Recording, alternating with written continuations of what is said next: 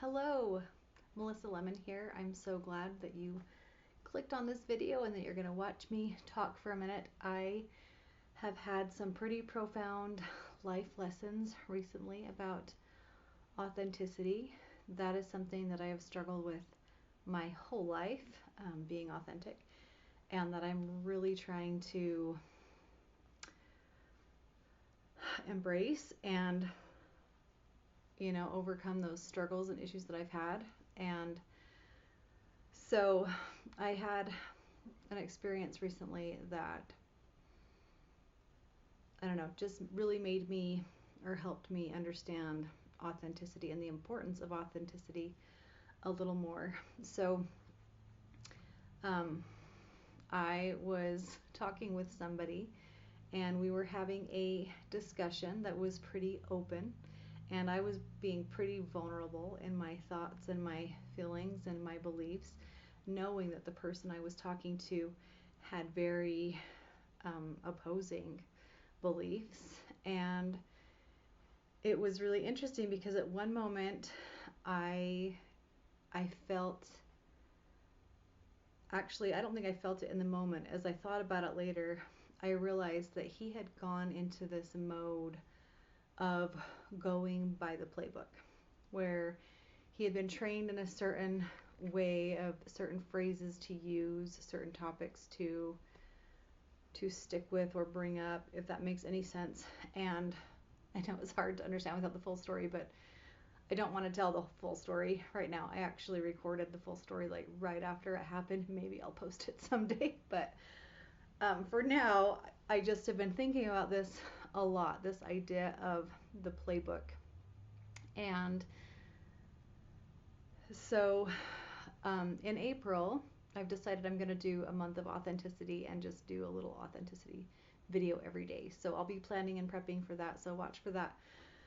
But today I was thinking back on another time where this happened, where I was interacting with somebody and I felt them go into this playbook mode. So in 2020, I really struggled to wear a mask. I know that everybody struggled in 2020, and we all had our kind of collective reason for struggling, and then I think we probably each had individual struggles during 2020. And for me, one of my biggest struggles was the whole mask thing. And at first I didn't really have a problem with it. I was like, okay, whatever, like I guess we're doing this. And then as I learned more information and everything, and even just like I would just panic whenever it was on or like it just became so dangerous for me, and I just really struggled with it. And so I just stopped. I just stopped masking. I didn't care, who was asking me to or whatever. I just stopped because it wasn't healthy for me. And that was, an authentic thing to do. So, but an opportunity came up for me to give blood. And, there was this, we really need blood and all this stuff, and come give blood. And I don't usually have a problem giving blood. Actually, that's not true. See, look at me trying to be authentic. I used to have this really big fear of like being a donor of anything, like a registered donor and giving blood and everything. And it's kind of funny when I look back on it now, but for a long time I wouldn't do things like that. But now I'm okay with giving blood. So I thought, man, if there's really a shortage and my blood is needed, and I do have a rare type, and so I thought I'll go give blood. So I go to give blood, and of course they're not having the no mask thing, right? So I have my mask on, and I sat down to give blood.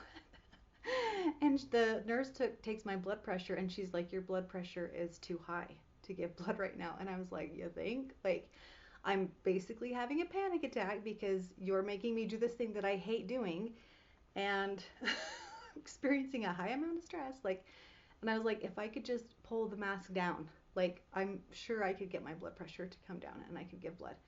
And she was like, oh, no, no, no, no, no, no, no, you can't do that. And I basically had a full-on trauma response right there. Um, said some things I regret. Do I regret them? I guess not, because in the moment I was being authentic. Said the F word, which by the way I don't normally say. um, and then she went into this playbook mode of like, oh, I understand. Like, I think I had mentioned that I have PTSD when during the trauma response, and she was like, oh, and she started like, oh, I understand. Like, I don't remember what she said, but trying to, relate with me or something. And literally, not very long before this, probably in a week before this, I had read an article about like how doctors and nurses can help relate with people who don't want to wear masks. And like I had read the playbook, and I was just like, and I just walked out and left, and I didn't give blood. In fact, I haven't given blood since, even though I was called directly from a donor company asking me to give blood, and I was like, nope, sorry. And I told them why, and they were like, well, maybe they won't make you now. And I was like, I really don't care. I'm not doing it. So you can judge me for that if you want to. That's your choice. But um, anyway, I've just been thinking about this idea of playing or going by the playbook. Like somebody, an authority figure, tells you how to respond in a situation. Your your authenticity has just gone out the window, and you have literally lost the ability to relate with people. So, I've just been thinking about that so much lately, and I wanted to share those experiences that I've had and what I've learned being the person on the receiving end of somebody who's going by the playbook. And what does that feel like? Um, I felt disregarded. I felt like, I don't know, maybe a little bit like I was under a microscope, or like somebody had written a manual about me, which by the way, you can't do because you don't even know me. Like nobody can do that. I probably couldn't even do that. So maybe God could. Maybe He's the only one who could write a manual about Melissa, but it made me feel small and insignificant and not important. And I'm just being authentic. These are my authentic feelings. I think I felt sad and angry. I know I felt angry because I don't say the F word unless I'm experiencing rage, really. So, yeah. This is how, like, potentially we could make people feel when we're going by a playbook. And so I would just encourage you, if you have any playbooks in your life that anybody in an authority position has given you, that you kind of throw out the playbook.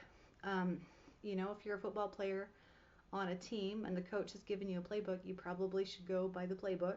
But if you belong to an organization or something and they give you a playbook as far as dealing with people, I think you should probably, sorry, I don't like to use the word should. I think it would be a good idea, or it might be a good idea to consider reevaluating the playbook, reevaluating like the concept of a playbook, and maybe for some, throwing out the playbook so that you can be a real human being when you're having a conversation with somebody who is having a meltdown or a trauma response, or somebody who sees something way differently from you and you don't understand why they would see something differently than you. Those are just some thoughts today that I wanted to share. So thank you for watching. Like and subscribe if you want more content. I'll probably put this in my existential meanderings section, but it's a really good idea if you're working as a healer of any kind or as a practitioner of any kind. I think this is a really important thing to learn, is that we need to be real with people. We need to be authentic. We need to be ourselves, and we need to be human. We're not robots. We don't have manuals. We need to be human. And that's what I think after these experiences and pondering and thinking about these experiences. And you know what? I just feel like I should post that video that I recorded right after I had that interaction with somebody. And so I think I'm going to do that, and I'll include the link below so you can understand more about this, what I'm talking about. So anyway, thank you so much. Love you so much. Hope you have a great rest of your day. Bye.